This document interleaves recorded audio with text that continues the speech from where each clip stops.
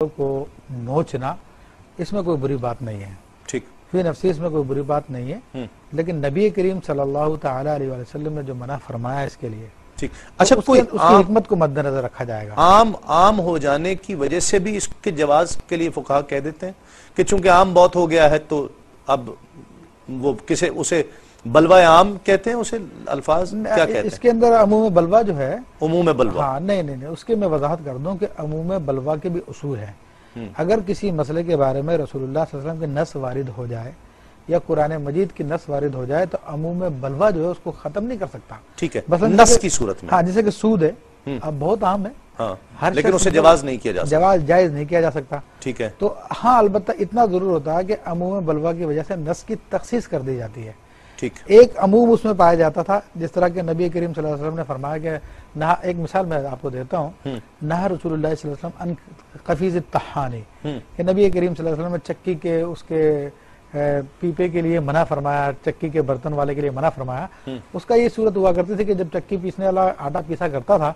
تو وہ اسی میں سے اپنی مزدوری رکھ لیا کرتا تھا، ٹھیک ہے، تو فقہاء کرام نے اس حکم کو لے کے عام کیا اور تمام کے تمام معاملات کے لیے کہ چکی والے کے ساتھ خاص نہیں ہے، کوئی شخص بھی کوئی ایسا کام کرتا ہے جس میں سے اس کام میں سے اپنی مزدوری لیتا ہے اس کے لیے ناجائز ہے، لیکن جب بلوہ عام ہوتا ہے تو اب پھر اس کی تخصیص کر دی جائے گی، چونکہ حضور علیہ السلام نے خاص طور پہ اس کے لیے فرمایا تھا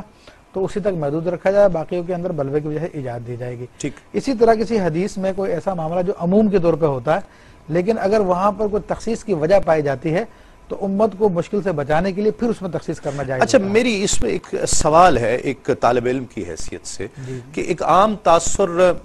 آپ چاہیں تو اب وقت چونکہ بہت کم ہے اور اگر اس میں تفصیلی گفتگو ہو تو ہم اس کو اگلے پروگرام کے لیے چھوڑ دیں، عموم بلوہ سے اگر کسی فیصلے کی تبدیلی ہو جائے، عام تاثر یہ نہیں بنتا کہ شاید شریعت ہارتی ہوئی معاذ اللہ محسوس ہو رہی ہے کہ پہلے تو یہ فیصلہ تھا لیکن چونکہ عام ہو گیا تو اب اس کو تبدیل کر کے اس کو جائز کر دیا جائے،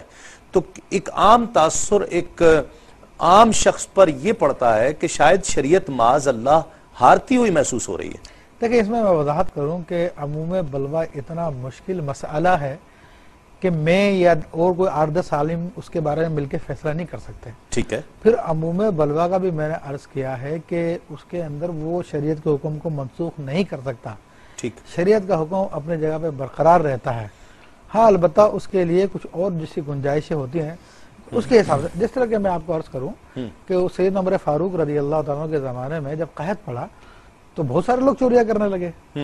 تو اب عمر فاروق رضی اللہ تعالیٰ نے اس وقت چوری کے حکم کو روک دیا تھا،